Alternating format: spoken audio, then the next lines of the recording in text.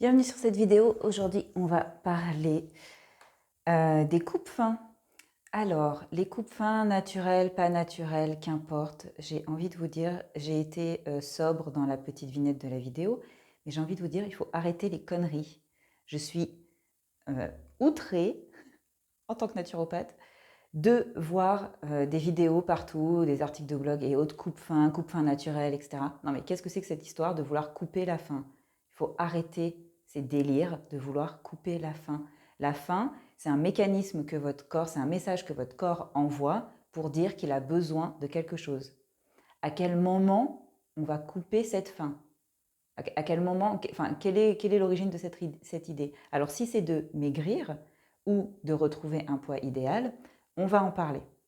Et ça, je peux comprendre si c'est votre démarche, que vous puissiez, dans un moment un petit peu peut-être de détresse où vous ne trouvez pas la solution pour réussir à retrouver votre poids d'équilibre, que vous puissiez en arriver à chercher un coupe-faim naturel ou pas. Je comprends complètement la démarche. Je reçois régulièrement en cabinet des femmes qui viennent pour cette problématique de retrouver leur poids idéal. Donc, je comprends tout à fait la démarche. Par contre, elle est mauvaise. On peut faire mieux. On ne va pas couper la faim. Quand il y a de la faim, c'est que le corps demande quelque chose qu'il n'a pas. Comment est-ce que votre corps pourrait retrouver son poids idéal s'il est mal nourri? Si votre corps n'est pas nourri, s'il ne dispose pas de carburant adapté pour pouvoir faire son travail, vous ne pourrez pas retrouver votre poids idéal. Donc l'idée, c'est absolument pas de couper la faim ou de diminuer les calories ou ce genre de truc. Non, l'idée, ça va être de nourrir le corps selon ses besoins. Donc si vous avez faim entre les repas, c'est que votre assiette, la composition de votre assiette n'est pas correcte et n'est pas adaptée à vos besoins et à vos capacités digestives. Donc c'est sur ça qu'on va travailler. La faim, c'est un message que votre corps envoie.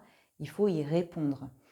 Je sais que quand on est dans cette recherche de contrôler son poids, qu'on fait des efforts, que vous faites probablement déjà attention à votre alimentation, que vous avez certainement essayé beaucoup de choses différentes et que j'imagine que vous, si vous êtes sur cette vidéo, vous n'avez pas encore trouvé la solution. Je dis bien vous n'avez pas encore trouvé la solution parce que on peut la trouver, il faut juste changer de point de vue. Aujourd'hui, vous avez peut-être l'impression que votre corps est contre vous. Je le dis tout le temps, le corps n'est jamais contre nous, donc à nous d'être avec lui. Écoutez ce message. Si vous avez faim entre les repas, c'est juste que votre corps demande à être nourri. Donc il va falloir apprendre, c'est ce qu'on fait en rendez-vous en naturopathie, il va falloir apprendre à comprendre le message, à l'écouter, à le comprendre, à l'entendre, à répondre à vos besoins physiologiques, organiques, mais aussi à vos capacités digestives, puisque tout le monde n'a pas les mêmes capacités digestives, donc en fonction déjà de sa morphologie, mais aussi en fonction de son état de fatigue, de son état de vitalité, de son état de stress, etc. Donc c'est pour ça que ce qui est bien dans la naturopathie, c'est que vraiment on individualise et on prend la personne dans sa globalité et dans son environnement pour vraiment pouvoir adapter les conseils et aller répondre aux besoins de votre organisme. Donc, ne coupez pas la faim. Cette idée n'a aucun sens. Ne cherchez pas à couper la faim, cherchez à répondre au message auquel il correspond.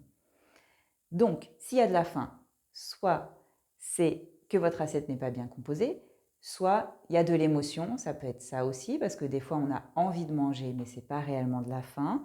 Donc là, il faudra gérer vos émotions, il faudra apprendre à répondre à l'émotion qui se cache réellement derrière cette envie de manger, parce que la nourriture ne répond pas aux émotions, on le sait.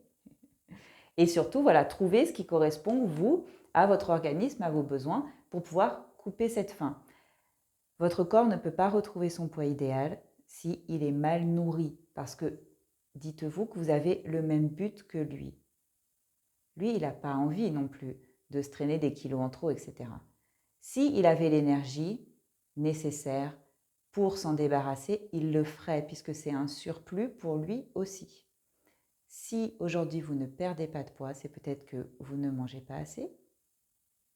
Donc l'idée n'est pas de couper la faim, puisque cette faim, ce message de faim vous informe que votre corps n'est pas assez nourri. Et bien souvent, les personnes qui n'arrivent pas à perdre du poids, c'est qu'elles ne mangent pas assez ou pas assez gras, pas assez riche, pas assez protéiné. etc. Ça dépend vraiment de vos habitudes de vie d'aujourd'hui. Donc voilà, ne cherchez pas, s'il vous plaît, à couper cette faim. Je veux dire, ça n'a aucun sens de chercher des aliments coupe-faim, pardon, mais j'en bafouille. Ça n'a aucun sens. Donc, je sais que vous allez trouver plein de vidéos, plein d'articles qui vont vous donner des exemples d'aliments coupe-faim. D'ailleurs, peut-être que vous avez déjà essayé d'avoir des aliments coupe-faim. Probablement que ça fonctionne très moyennement. Bon, voilà. C'est parce que ça n'a aucun sens au niveau de la physiologie du corps humain. Ça n'a aucun sens.